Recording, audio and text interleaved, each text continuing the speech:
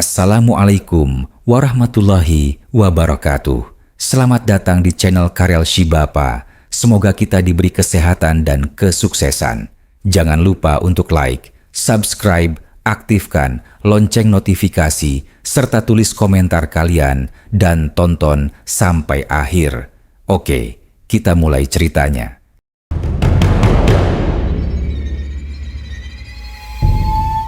Fikri seorang kurir laundry yang hidup sederhana di pinggiran kota Tasikmalaya. Dan setiap harinya, ia mengantar pakaian sambil menghindari rumah masa kecilnya yang menyimpan banyak kenangan pahit, terutama tentang ayahnya yang meninggal tanpa sempat dimakamkan dengan layak. Dan dalam suara hatinya, ia sering berbisik, "Kalau saja aku tidak meninggalkan ayah malam itu, mungkin semuanya berbeda." Ia tinggal di sebuah kontrakan kecil, berdinding tipis bersama temannya, Randi, seorang tukang servis elektronik yang sering pulang larut malam.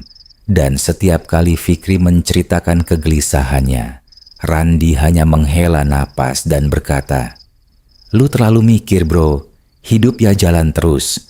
Sementara suara kipas angin berdecit menjadi latar yang konstan di kamar sempit mereka.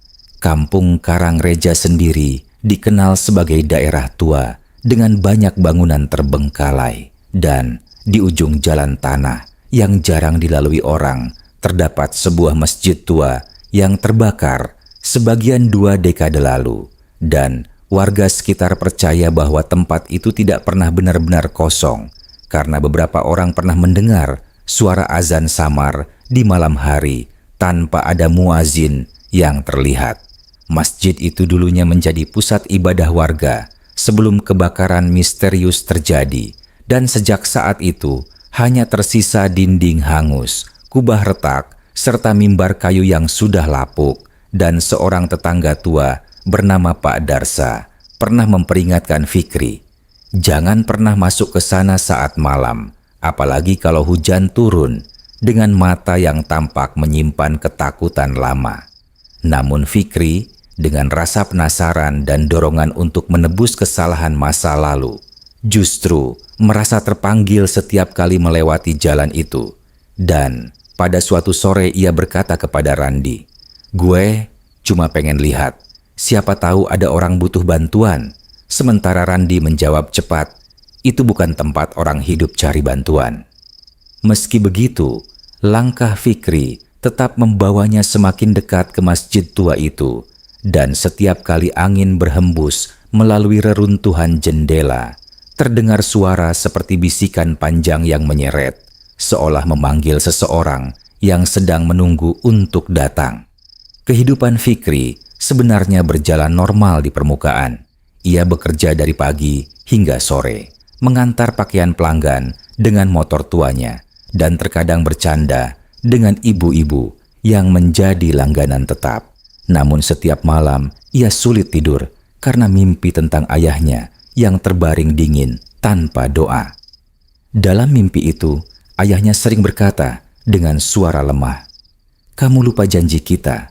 Dan Fikri selalu terbangun dengan napas tersengal. Sementara suara detak jam dinding terdengar terlalu keras di telinganya.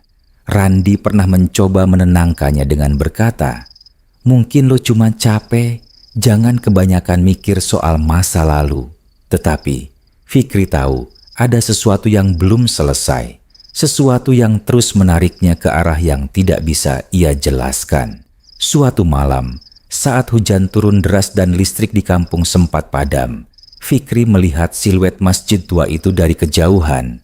Dan anehnya, dari dalam bangunan yang seharusnya gelap, tampak cahaya redup seperti lampu minyak yang berpendar. Ia berdiri lama di bawah hujan, mendengar suara angin bercampur gemuruh petir, lalu berbisik pelan, "Ada orang di sana?" Meski ia tahu tidak seharusnya ada siapapun. Dan pada saat itu, tanpa ia sadari, langkahnya sudah mulai terikat pada sesuatu yang jauh lebih tua dari dirinya. Sesuatu yang tidak pernah benar-benar pergi dari masjid itu. Hujan malam itu belum benar-benar berhenti ketika Fikri akhirnya melangkah masuk ke halaman masjid tua.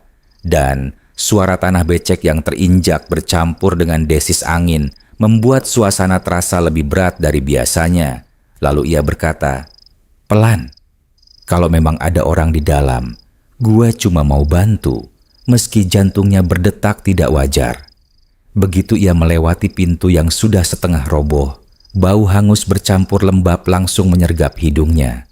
Dan dari dalam ruangan yang gelap, terdengar suara napas berat seperti seseorang yang sudah lama menunggu. Lalu sebuah suara lirih memanggil, "Kamu datang juga akhirnya." Fikri berhenti sejenak, menahan napas, lalu menjawab dengan suara gemetar, "Siapa di sana?" Sementara tetesan air dari atap jatuh satu persatu, seperti hitungan waktu yang menekan.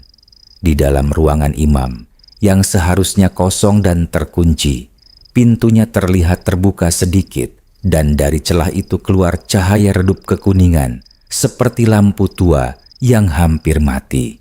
Lalu suara yang sama kembali terdengar, "Aku butuh disalatkan, tubuhku tertinggal." Fikri mendekat perlahan, tangannya gemetar saat menyentuh pintu. Lalu ia berkata, "Kalau memang ada jenazah, kenapa tidak ada yang tahu?"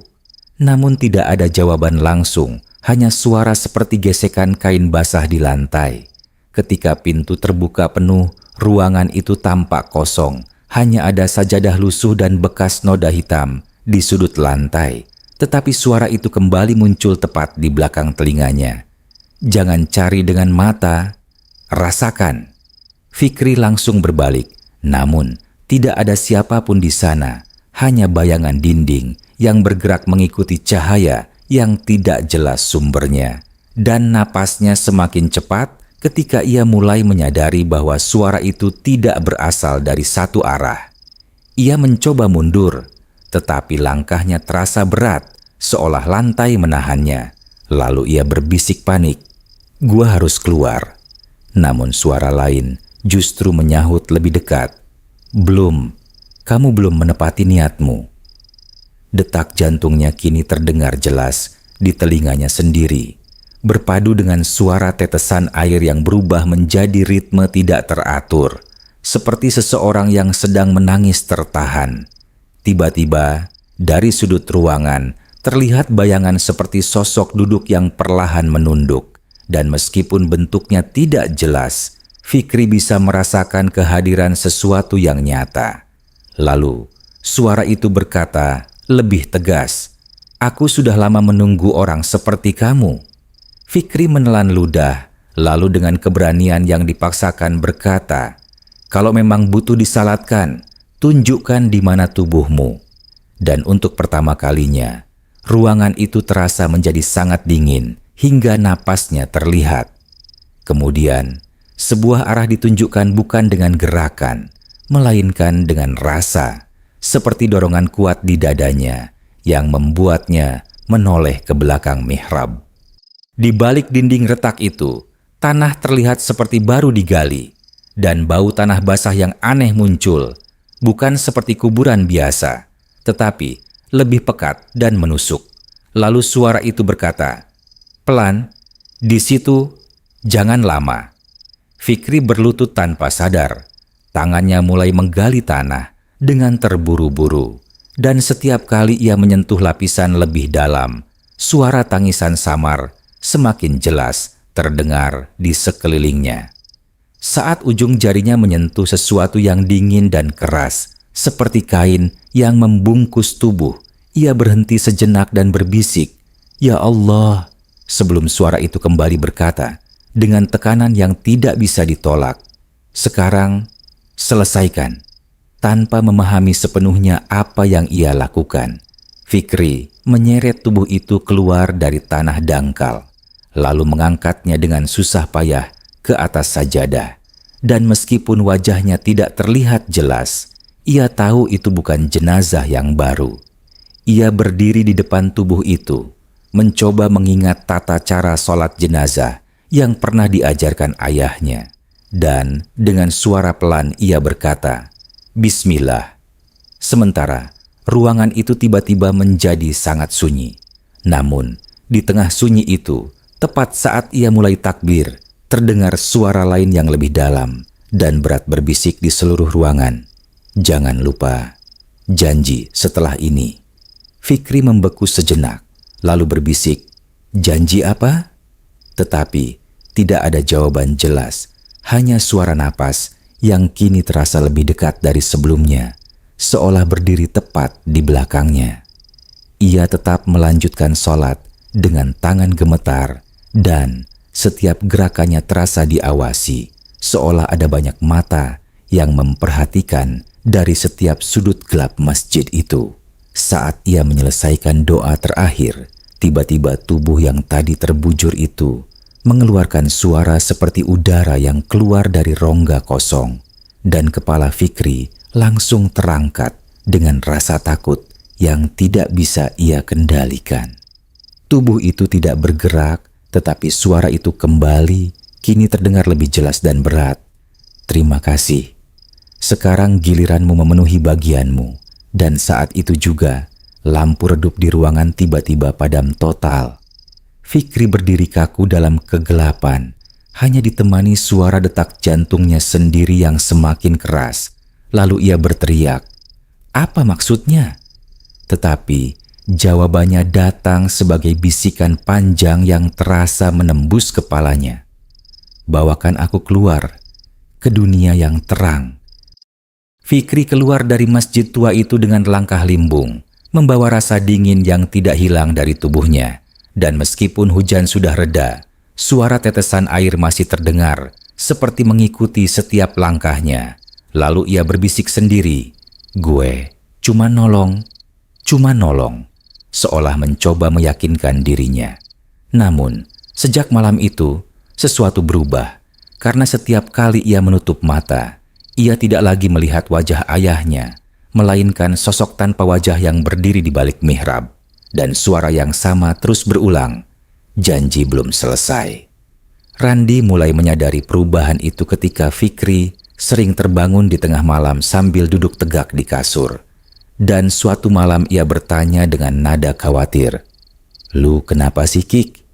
Tetapi Fikri hanya menjawab pelan, "Ada yang ikut pulang." Hari-hari berikutnya menjadi semakin berat karena Fikri mulai mendengar suara itu, bahkan saat ia sedang bekerja, di tengah keramaian pelanggan, di jalan, bahkan saat mesin laundry berisik sekalipun. Dan suara itu selalu berbisik, "Aku belum keluar." Ia pernah mencoba menutup telinganya, tetapi suara itu tidak berasal dari luar, melainkan dari dalam kepalanya sendiri. Dan pada suatu siang ia hampir menjatuhkan paket ketika suara itu tiba-tiba berteriak, "Bawa aku." Seorang pelanggan, Bu Ratna, sempat melihat wajah Fikri yang pucat dan bertanya, "Kamu sakit?" Dan Fikri hanya tersenyum kaku sambil berkata, "Enggak, Bu, cuma kurang tidur." Meski tangannya gemetar, Randi akhirnya memaksa Fikri untuk bercerita. Dan di dalam kamar yang hanya diterangi lampu redup, Fikri mengaku dengan suara pelan, "Gua masuk ke masjid itu, ada yang minta disalatkan." Lalu Randi langsung membalas dengan nada tegas, "Lu gila? Itu tempat angker. Semua orang tahu." Fikri menunduk, lalu berkata lirih, "Gua udah lakuin." Tapi dia minta dibawa keluar. Dan untuk pertama kalinya, Randi tidak langsung menjawab, karena ada sesuatu dalam cara Fikri bicara yang membuat bulu kuduknya berdiri. "Dibawa keluar gimana maksudnya?" tanya Randi pelan, dan Fikri hanya menggeleng. "Gua nggak tahu," tapi dia nggak berhenti ngomong. Malam itu, saat mereka mencoba tidur, suara ketukan terdengar dari dalam kamar, bukan dari pintu atau jendela, tetapi dari bawah ranjang Fikri, pelan, teratur, seperti seseorang yang mencoba keluar dari dalam tanah. Randi langsung duduk dan berkata tegang, "Itu suara apa?" Sementara Fikri hanya menatap kosong ke arah lantai, lalu berbisik, "Dia nyari jalan." Ketukan itu semakin keras, diikuti suara seperti tanah digeser, dan tiba-tiba suara yang sama dari masjid terdengar jelas. Kali ini bukan hanya di kepala Fikri, tetapi memenuhi ruangan. Aku di sini. Lampu kamar berkedip beberapa kali sebelum akhirnya padam, dan dalam gelap, Randi bisa merasakan sesuatu bergerak di bawah ranjang. Bukan seperti hewan, tetapi lebih berat, lebih lambat, dan penuh niat. "Fikri, keluar dari kamar sekarang," kata Randi dengan suara bergetar. Tetapi Fikri justru berdiri diam, seolah menunggu sesuatu muncul. Dari bawah ranjang, terdengar suara napas berat yang sama seperti di masjid. Lalu lantai kayu sedikit terangkat, dan dari celah itu keluar bau tanah basah yang pekat. Tiba-tiba, tangan pucat muncul dari bawah ranjang, kaku dan berlumpur, lalu mencengkeram kaki Fikri dengan kuat, membuatnya tersentak dan berteriak, "Lepasin!" Randi langsung menarik Fikri menjauh, dan saat itu tangan itu perlahan masuk kembali ke dalam celah lantai, meninggalkan bekas lumpur hitam yang tidak hilang meski sudah dilap. Dalam keheningan setelah kejadian itu, suara itu kembali terdengar lebih jelas dari sebelumnya. "Kamu sudah membuka jalan, sekarang jangan menutupnya." Fikri duduk gemetar di sudut kamar, sementara Randi mencoba tetap tenang, lalu berkata dengan suara pelan, "Ini bukan cuma soal janji, ini sesuatu yang ikut ke sini." Dan Fikri hanya menatap lantai dengan mata kosong. Ia akhirnya berbisik, "Dia mau hidup di luar, lewat gue." Dan kata-kata itu membuat suasana menjadi jauh lebih dingin dari sebelumnya. Dan di luar kamar, tanpa mereka sadari, pintu kontrakan terbuka sedikit dengan sendirinya, seolah ada sesuatu lain yang sudah mulai menemukan jalannya masuk. Malam setelah kejadian itu menjadi titik balik yang tidak bisa mereka hindari. Karena sejak tangan itu muncul dari bawah ranjang, Fikri tidak lagi merasa sendirian di dalam tubuhnya sendiri. Dan setiap napas terasa seperti dibagi dengan sesuatu yang lain. Lalu ia berbisik dengan suara serak. Dia nggak cuma ikut, dia mulai masuk. Randi mencoba tetap rasional. Tetapi ketika ia melihat bayangan Fikri di dinding bergerak lebih lambat dari tubuh aslinya, ia langsung berkata dengan panik, "Kik, bayangan lo nggak sama." Dan Fikri hanya diam, menatap tangannya sendiri yang perlahan bergetar. Dari dalam tubuhnya, suara itu kini tidak lagi berbisik, melainkan berbicara dengan jelas, berat, dan penuh tekanan. "Kamu sudah membuka. Kamu sudah mengizinkan." Fikri mulai kehilangan kendali pada saat-saat tertentu, terutama saat malam menjelang, dan suatu malam ia tiba-tiba berdiri di depan cermin sambil tersenyum kaku, lalu berkata dengan suara yang bukan miliknya, "Tubuh ini masih lemah, tapi cukup." Randi yang melihat itu langsung menariknya mundur dan berteriak, "Fikri, sadar!" Namun Fikri hanya menoleh perlahan dengan mata yang kosong, lalu menjawab, "Aku sadar, kamu yang tidak." Suasana menjadi tegang ketika suara itu mulai menggunakan tubuh Fikri untuk berbicara lebih sering, seolah mencoba menyesuaikan diri dengan dunia manusia yang baru ia masuki. Randi akhirnya mencari bantuan kepada Pak Darsa, tetangga tua yang dulu memperingatkan tentang masjid itu. Dan ketika ia mendengar cerita mereka, wajahnya langsung berubah pucat, lalu berkata, "Pelan, kamu tidak menolong. Kamu membuka pintu." Randi menelan ludah dan bertanya, "Apa itu?" Dan Pak Darsa menjawab dengan suara berat, "Itu bukan jin biasa. Itu yang terikat di tempat itu sejak kebakaran."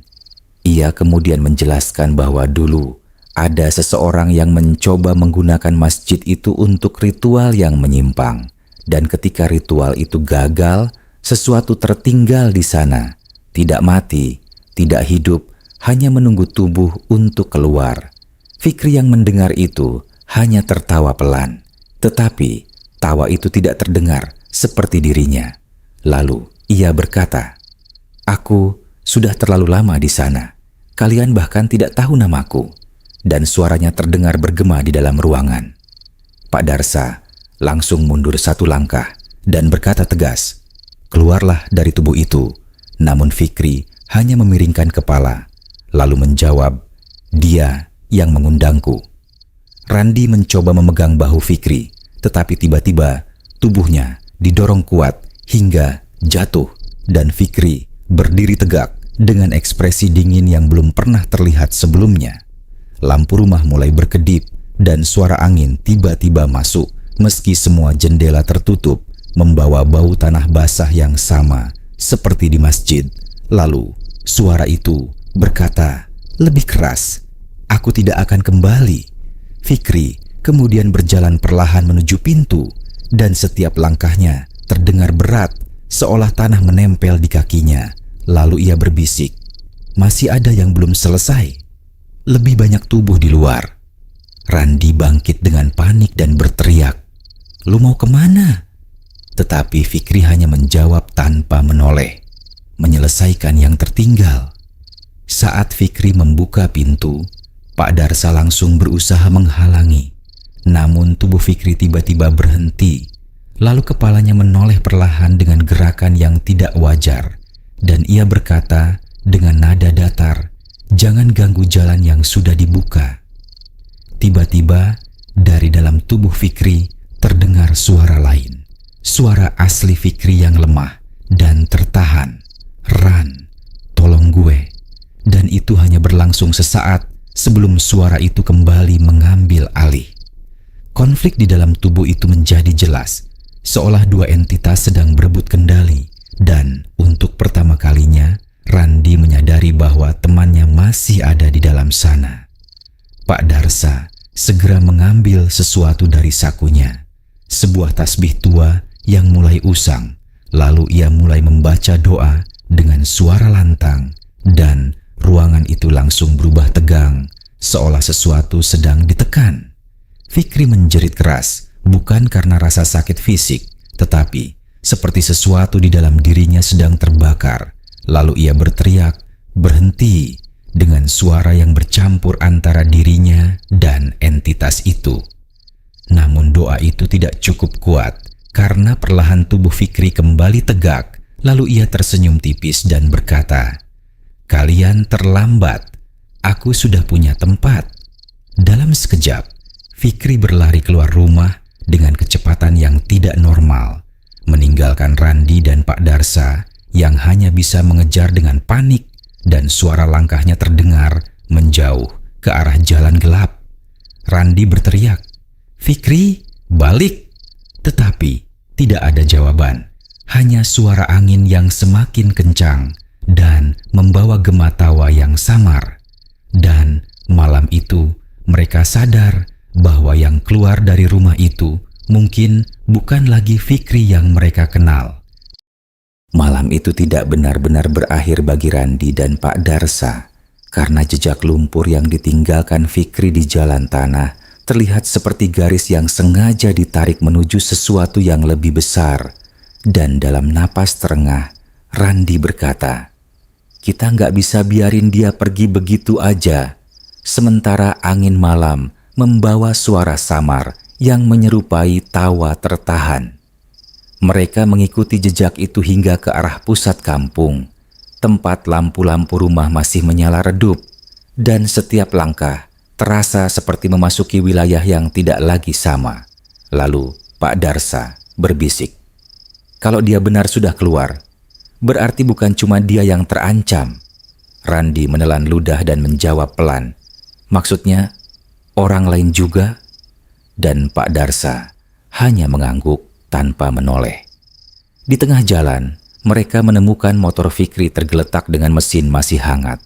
Namun, tidak ada tanda-tanda kemana ia pergi setelah itu.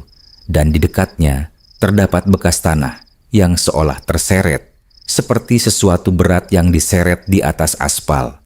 Randi berlutut menyentuh tanah itu, lalu berbisik, "Ini bukan langkah kaki. Ini kayak..." Namun kalimatnya terhenti ketika suara napas berat terdengar lagi. Kali ini dari arah gang sempit di samping rumah warga. Pak Darsa langsung berkata tegas, "Jangan dekati." Tetapi Randi sudah berdiri dan menatap ke dalam gelap, lalu berkata, lirih, "Dia di sana." Dari dalam gang itu muncul siluet seseorang yang berjalan perlahan dengan langkah tidak seimbang, dan ketika cahaya lampu menyentuh wajahnya, terlihat jelas itu adalah Fikri, tetapi matanya kosong dan kulitnya tampak lebih pucat dari sebelumnya. "Fikri," panggil Randi dengan suara bergetar, dan sosok itu berhenti sejenak, lalu menoleh perlahan dengan gerakan kaku yang sama seperti sebelumnya.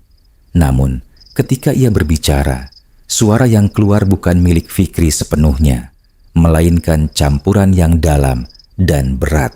"Kalian masih mengikuti?"